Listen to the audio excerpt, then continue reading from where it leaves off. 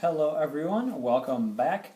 I just wanted to do a quick video, or hopefully quick, and this is a response to Johnny Casual's video that he just uploaded, in which he was doing a video about my watch collection actually. So thanks for doing that video for me.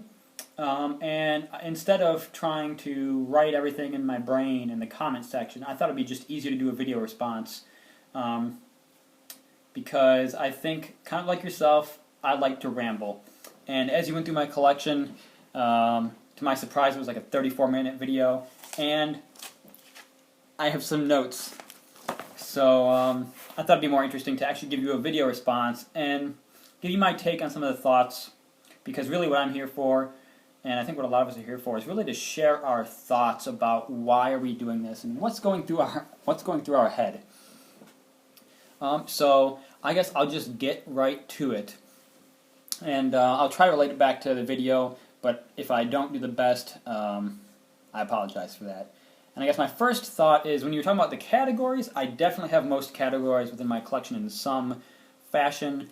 However, by that, I think I meant more that I'm just not really into the hot horology thing. I know some people, even like real guys who really kind of nerd out with watches, feel like Rolex isn't worthy because it's not hot horology. And I think that's more of what I was getting at. I prefer the things like, you know, your Rolexes and your ETA movements and the really robust workhorse type watches is more kind of what I meant by that, I think. And to go along with that, when I was talking about the functions and how form should follow function, I think the best example of that for me is a GMT watch. That is a function I can use all day long, every day. I've lived in 3 different time zones in the past 6 years, 4 time zones if you count the past 6 years. And I've been in 8 or 9 different time zones for 2 weeks or longer at a time in the same amount of time span. So the GMT function for me is a really great example of something that I find to be really usable and really, really functional. And then to go along with the use and abuse, as I mentioned, and you kind of got into it, of how it tells a story. Well, I'm a sucker for a good story, whether it's, you know, books or video games or movies. It doesn't really matter, as long as it has a good story. And for me, the watches I relate that to in my collection are the Seiko, the 6105, the Omega Seamaster, and the Tudor Pelagus, because I bought all of those secondhand. And I feel like they all have a story, and the watches that I'm going to be keeping long term are going to build a story with me. And that's something that really appeals to me. And actually, I did a video response to a video from Stuart Lomas, and he kind of got into that, and on when does a watch become more than a watch. And I feel like that's part of what I meant with that use and abuse topic. And then clarity of design for watches. I think the best example I can give you in that regard is actually the Tudor Pelagus. I feel like I've never come across a watch that is more, I guess, just perfectly designed than the Pelagus, at least in my mind, because everything about that design to me is really honed in on what that watch is about. From the materials that are used, when you look at the dial and how clean it is, and the power of the lume, how easy it is to read in the dark, everything about it to me screams functional dive watch, or it's a tool essentially. And I think that's really what I was thinking of when I thought of clarity of design, because I don't think there's anything in the Tudor and the Pelagus that really you could change to make the design feel more functional as a dive watch. So that's what I was thinking of when I brought that up. So if I move on from there, you were mentioning about kind of with the size of a collection, when you think about how often are you getting to wear each watch, the overlap, things like that. And for me, I think it depends watch to watch.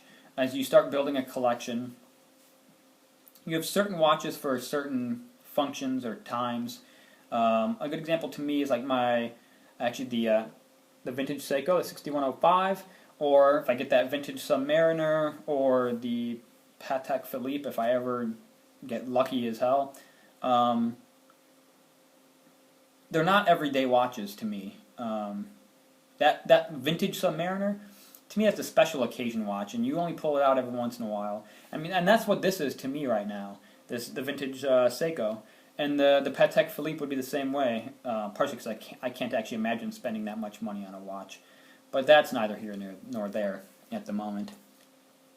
But I find that some watches are ones that you rotate through a lot and wear really often, and then there'll be a few in the collection that just get worn every once in a while. And I'm perfectly okay with that, as long as all of them are getting worn. If I would go like a whole year without wearing a watch, there's no reason it should be in my collection. But if I can wear the watch at some point every year, if there's a reason or a need to do so, that works for me. Especially if it's something that's really special and you really feel strong about. Going on from there, I guess some of these all kind of tie together at this point. So I'm 29, and I started collecting in my mid-20s. I started getting into watches and collecting in my mid-20s, and I've already noticed a complete difference in my, not necessarily my taste, but in really understanding what I look for. The shifts were much bigger the first couple of years, and in the past year or so I've noticed that the shifts in taste for me have really gotten a lot smaller. And for example, as I look at more incremental changes, you look at a vintage Omega DeVille or maybe a Zenith El Primero. They're both dress watches, they're both really classy, but they're slightly different. Much smaller difference to me than looking at a really large, colorful dive watch versus a really classically designed, smaller dive watch or something like that. I just noticed that the changes in taste are much smaller now than they were a couple years ago.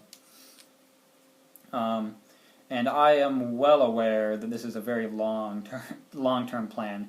I wouldn't say I have a limited income, but I have a very moderate income, and every watch that's on my want list will involve needing to save for some period of time to get it. And there's, as an example, the Patek Philippe, although it's kind of like that holy grail, at this point in my life I can't even imagine spending that much money on a watch. So, I mean, maybe eventually, but when I look at my plan of the watches I really want to add to the collection, I just see that as like a 10, 20, 30 year plan, probably closer to 20 or 30 years. Maybe by the time I'm 60 I can have most of these, or whatever ones take their place.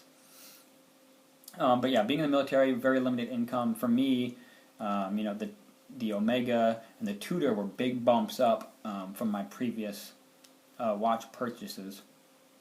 And I can completely see, maybe I achieve half of the watches I want to achieve, but at that point I still think I have a very solid and rewarding collecting experience at that point. Also, something to think about, or something that I take into account when I think about this, is like, I'm a 29-year-old, non-married individual, and that means I have disposable income. What I do have is a disposable income. I can spend on whatever I want, hence my watches. But with life changes, getting married, maybe having kids, that all changes everything, and I very well may not achieve all of my goals when it comes to those watch collections. But you never know. Maybe I find a great job, a new job in my mid-40s that pays me a lot more money, and it all changes again. And that's just kind of how life goes in general, and you got to be able to kind of go with that flow. And I really liked actually your relating watch collecting kind of to how you felt about your career. And I just thought that was really interesting, and I enjoyed that. As far as the size of the collection, I have to agree, limiting the collection I think is really difficult. And actually, I had more than 20 watches at one point, and I found that to be too much. So I've kind of found that my point where I feel comfortable is 20 or less, and after I go past that 20, it feels like too much, and I don't like going past that point. That's what I found. And granted, most of those were cheap Tier 1, Tier 2 watches, but at the same time, I just felt like I wasn't going to wear them enough. There was too many watches to choose from. It just felt like too much excess. And I don't think that matters regardless of price. It's just more of the amount of choice you have and feeling like, wow, I really don't need this much. So for me, what I've noticed is, yeah, as long as I keep it at under 20 watches or 20 watches and less, I feel comfortable with that. And maybe that means I'm really lucky. I've thought about trying to pare it down to 10 or less, really, but I find that to be just way too difficult. And that I realized that when I looked at my divers, and I realized I had 5 divers and I wanted another one or 2, and I really didn't want to get rid of any of them. And that Squale, I'm probably gonna be selling that one in the near future. And I thought about selling the Seiko, the vintage Seiko, but that one, I don't know, the cushion case on this thing, it's just the asymmetrical cushion case. I can't get over that look, and I can't let this one go. So even if I want to get the sub and give myself a third black diver, this is just the shape and the different look, I think is still worth it. So we'll see how that goes, and as you and I have both said now, I mean, everything changes over time. But right now, I know for certain that the Omega Seamaster and the Tudor Pelagus aren't going anywhere. And for the near future, the Seiko's not either. The Squale, I do love the Squale, but that one will probably work its way out the door, because although I love it, it doesn't have that real special feeling, like a couple of others do.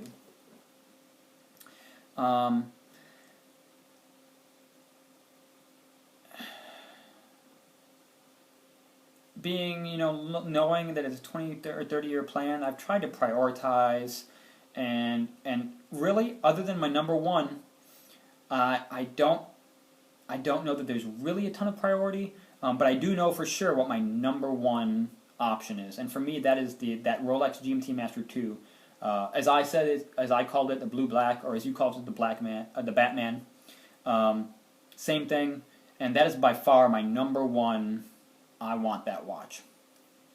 After that, I guess I have like a top 4 total. So after the GMT Master, the Speedmaster Moonwatch, vintage or new, doesn't really matter to me. I'll probably go used vintage. Maybe that can be like a birth year watch or something like that. The vintage Submariner, and that Tudor Monte Carlo chronograph. I'd say those 4 are my top 4, but that GMT Master is definitely number 1. Hands down. That is, seeing as I'm getting close to 30, maybe I'm getting married in the next 2 or 3 years. That one will be happening in the not that distant future. The rest of those, they're kind of the next ones on the list.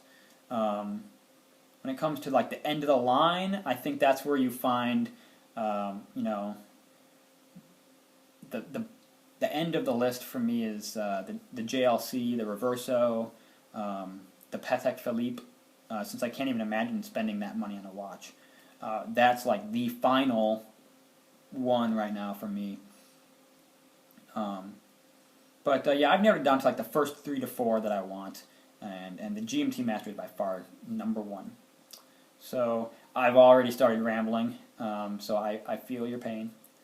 And I think I'll leave it at that. I hope you enjoyed my response and felt that a bit insightful kind of into my thoughts of where I'm coming from, because it's easier to give my thoughts like this than it is to try to fit it all in an email or fit it all in the comments section. So I'll attach this into the comments for your video of my collection. And thanks for reviewing it again, and I hope you enjoyed listening to my thoughts as well. Until next time.